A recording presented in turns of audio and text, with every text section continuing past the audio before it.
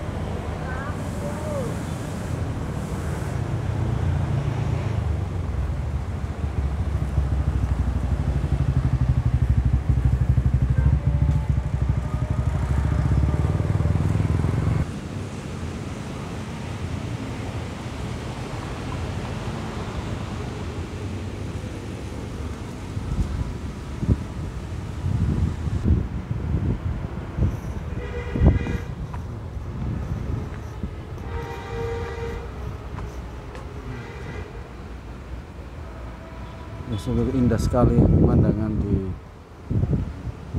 malam hari menuju Swiss Berlin International Hotel.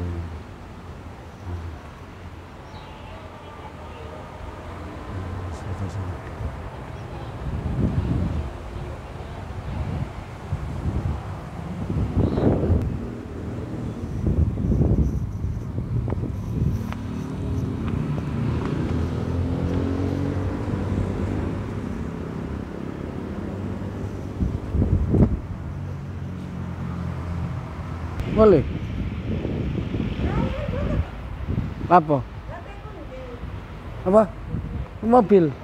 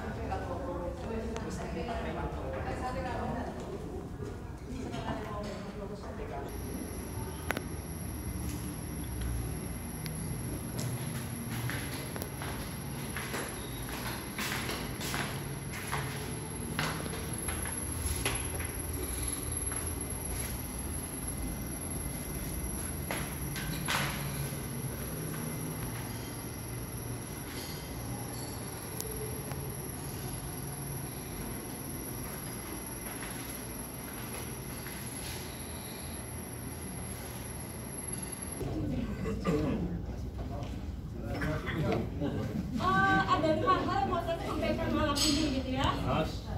Psikologi kepribadian dalam konteks haji, kemudian model kepribadian dalam konteks haji, lalu mengenal kepribadian pembimbing dan jemaah haji, pengembangan kepribadian pembimbing dan jemaah haji, lalu kuliah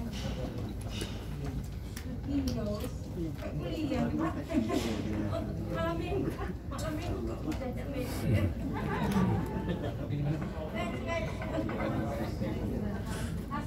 oh nanti diambil acara relaksasi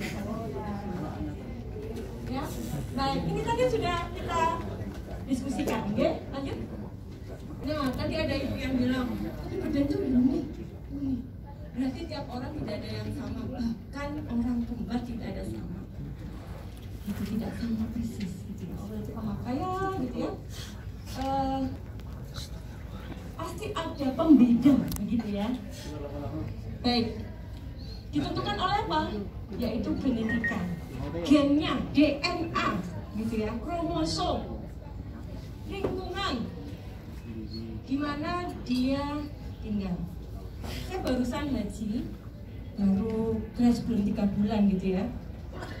Nah, saya ngerasain di sana itu ada teman yang sama-sama dosen, ada teman yang tukang tambal, ada teman yang STFJ, gitu ya. Nah itu lingkungan itu akan membentuk kepribadian, gitu. Nah, mohon maaf, saya pengen tahu nih, Bapak Ibu yang sudah berangkat haji sinten? Semua sudah ya, wajib ya, syaratnya ya. Wajib.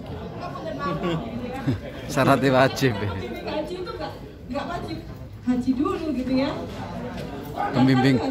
Pembimbing manasik haji ya harus haji dulu. Profesi. Soalnya teman saya jadi pembimbing haji juga grace gitu ya. Dulu kan nggak pakai sertifikat Pak.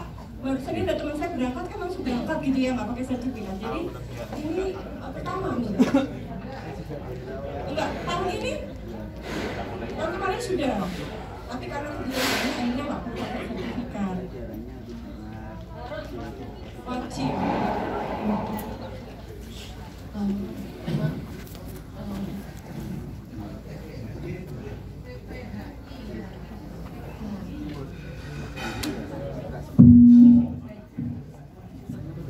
Nah, lalu mengapa psikologi kepribadian itu dijelaskan, didiskusikan dalam konteks haji? Pertama, memahami dan mengenali kepribadian beserta kelebihan dan kekurangan. Ini nanti ada instrumennya ya. Kemudian mengembangkan kepribadian pembimbing haji. Ketiga, mengenali dan memahami dimensi kepribadian gitu. Jadi kepribadian itu punya dimensinya itu kayak tipologi begitu nggih. Kemudian jemaah agar bisa melakukan penyesuaian pendekatan memotivasi ya. Setelah mengenali kepribadian, oh begitu ya. Jadi ada teman saya itu kritik terus gitu ya. Saya termasuk kloter 50 yang mampir bisa gitu ya. Temen itu Rasulullah Pak, selamat itu saya Rasulullah gitu ya. Kenapa? Karena berada di hotel yang berbeda, kan terbagi itu kan terpisah gitu ya. Nah, yang hotel saya itu dapat makan mewah ya. Nah, teman saya dapat di pinggir laut, laut merah gitu. Tapi makannya nasi goreng. Iya, itu komplainnya panjang sampai di grup sudah pulang tanah air masih komplain gitu ya. Nah, itu kan dari mana nih kepribadiannya? Kita lihatnya dari mana gitu ya, nanti saya sampaikan gitu ya. Saya mah senang aja gitu ya. Ternyata di Jeddah saya ketemu temannya ibu saya sekampung yang lama tinggal di sana gitu ya. Jadi ada hikmah gitu ya. Pulangnya dibawain apa itu? Enggak, itu ayam apa itu? Ayam apa itu? Ya, ayam geprek. Dapat tuh, dapat 2 porsi yang besar gitu ya. Ayam. Saya kasihkan temanku. Ayam Arab apa itu? Isinya 9 gitu. Mampir ke Jeddah malah diparani gitu ya, disambami. Nyambung silaturahmi gitu ya. Dan teman-teman yang lain Pak Sutri bisa honeymoon gitu ya.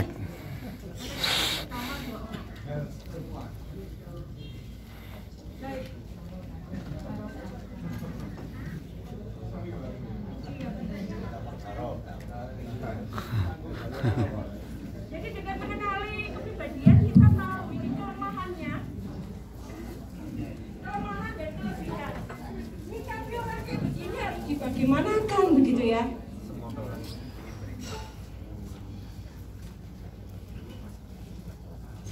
Kemudian, oh ya ini lebih kencang. Membantu mengelola emosi. Masya Allah, di kloter saya itu lansianya hampir 40. Dan kalau sudah sakit nggak mau makan. Dari Pak, aku Surabaya. Masya Allah ya. Jadi psikologi lansia ini yang belum saya masukkan. Tapi begini, nanti kita tahu bahwa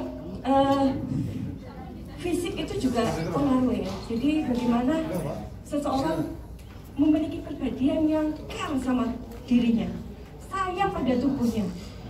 Nah, kalau lansia itu kalau udah sakit nggak mau makan, susah gitu ya. Dan mohon maaf, yang suka ngerokok, nah itu karakter kepribadiannya apa nanti ada ya? Iku ya, tetap ngerokok. Oh gitu ya, aku badannya egois ya.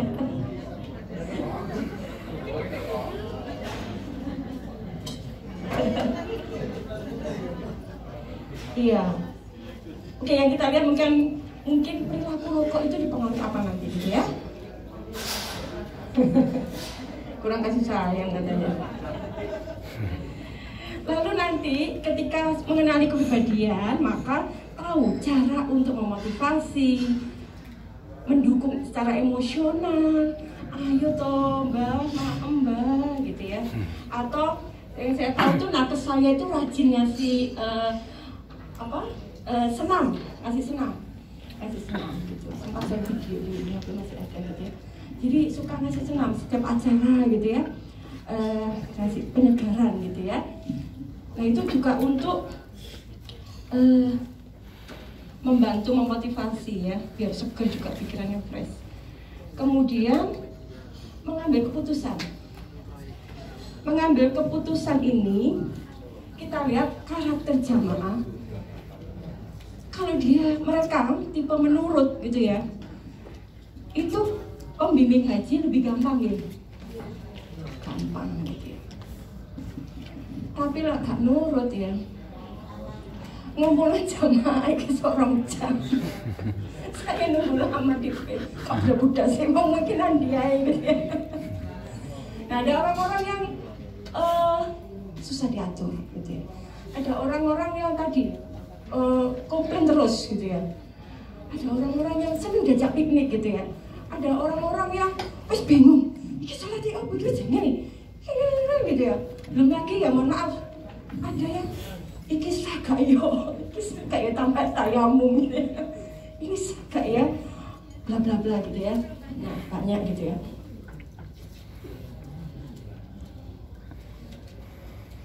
Nah, panjenengan yang anti syariahnya gitu ya, saya coba analisa kepribadiannya. Baik, lalu yang saya ajak diskusi malam ini adalah Big Five Personality. Jadi panjenengan bisa lihat di internet. Atau ini sudah dikasih belum? Baik, jadi ada 5 kepribadian yang relate. Saya pilih ini karena relate banget, nyambung berhubungan ya Bapak Ibu ya. Nah, Big Five itu membantu untuk melihat perbedaan tiap individu. Kedua, relevan dalam konteks sosial dan kelompok, tidak individual. Lalu ketiga, simple, gampang. Lalu keempat, bisa mengelola konflik dan bagaimana mengkomunikasikan. Big Five pertama kali disusun oleh Raymond Caton, kemudian populer tahun 80-an oleh Paul Costa dan McCrane. Kenapa saya pakai ini? Karena riset saya 2018 pakai Big Five untuk melihat motivasi berprestasi siswa madrasah sanawiyah. Bisa cari di internet. Tapi bagi scholar Big Five Personality itu ada tulisan saya. Jadi saya pakai riset ini gitu Ibu untuk melihat motivasi berprestasi. Big Five itu next part itu ya tulisan saya. Oh sip. Ya next. Iya, next di bawah itu udah. Next. Jadi kita melihat seseorang itu 5 karakter.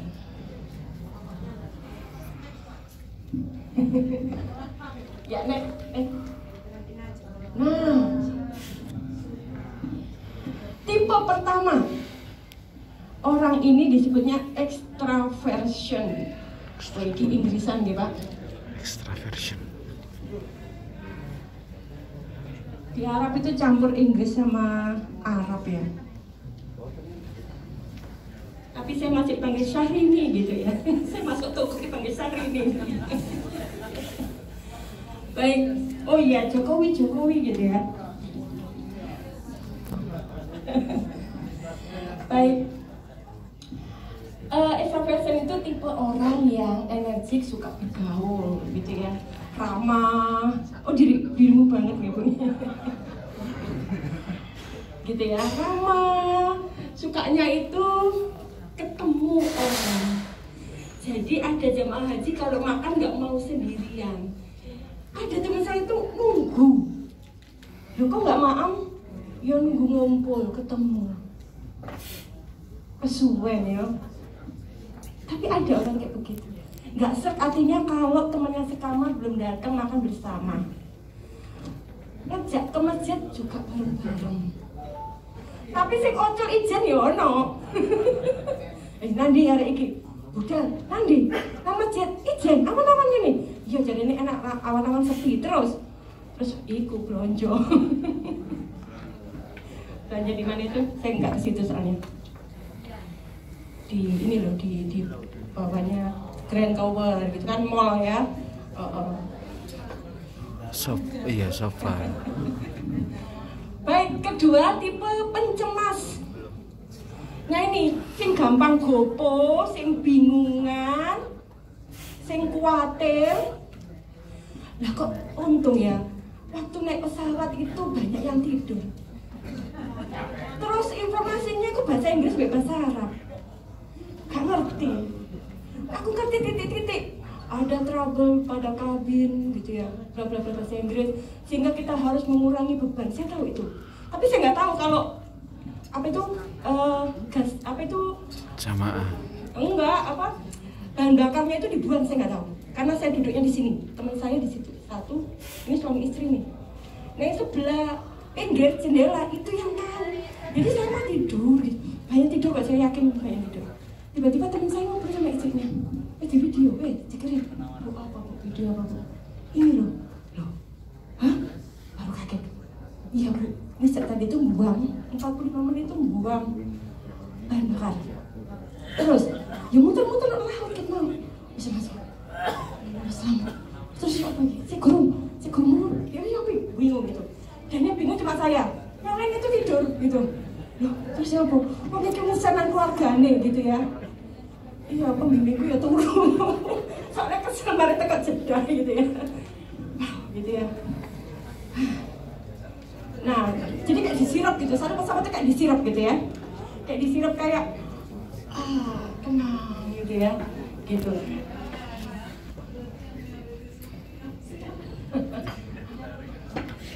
Karena saya tahu fakta. Saya berhak cemas gitu ya. Cemas saya tapi sedang saya sedang gitu ya, tegang sedang, supaya saya waspada gitu kan, Nah kemudian harus mendarat darurat di Jeddah gitu. Baru orang-orang bingung, apa lagi mau, kenapa? Ternyata emang video nggak cuma satu orang, ada beberapa yang di kanan kiri kanan kan kelihatan tuh, kiri kanan kan kelihatan di jendela. Nah, itu ada yang rekam juga, ada yang tahu. Lah yang di tengah ini yang nggak tahu. Gitu. Karena damai gitu ya. Nah, itu yang cemas gitu ya. Bingung. Kemudian kerjasama, agreeableness. Nah, itu pengertian, empati gitu kan. Terus bisa membantu, toleran gitu ya, Masya Allah. Jadi lansia itu ke kamar mandi harus dibantu pakai pampersnya. Dan itu relawan gitu ya. Insya Allah harus relawan. Saya tahu sendiri ibunya teman saya itu nggak punya kaki tuh, jadi segini aja itu bisa naik bis. Tapi kalau ke kamar mandi dia minta bantuan gitu ya. Nah itu ada nggak tiba-tiba orang yang suka membantu itu bisa diminta tolong gitu ya. Abah saya itu punya asisten satu orang anak muda itu yang mesti ngasih tahu ini macet, ini apa gitu. ini apa gitu ya, itu bisa diminta tolong. Kemudian ketangkasan, tipe conscientiousness, itu disiplin, detail, teratur, gitu ya. Terus jadi dia nggak mau melakukan ibadah tanpa dasar. Ini tipe yang gitu, yang conscientiousness. Nggak mau piknik kalau nggak ada jadwal pasti. Udah jam piro, kemana aja, nanti sholatnya di mana, terus bla bla bla bla. Iya, ini tipe yang gitu ya. Ya, pembimbing haji harus punya ketangkasan, harus punya kemampuan memplanning, mengorganisir secara rapi. Gitu. Kapan? Nah, ini panitia rapi tuh, menjadwal detail ya, sampai pembukaan, senam, sholat diatur gitu ya.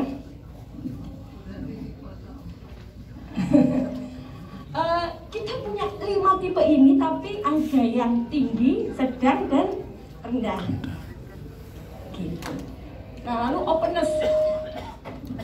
Openness ini kepribadian yang kreatif, suka hal baru.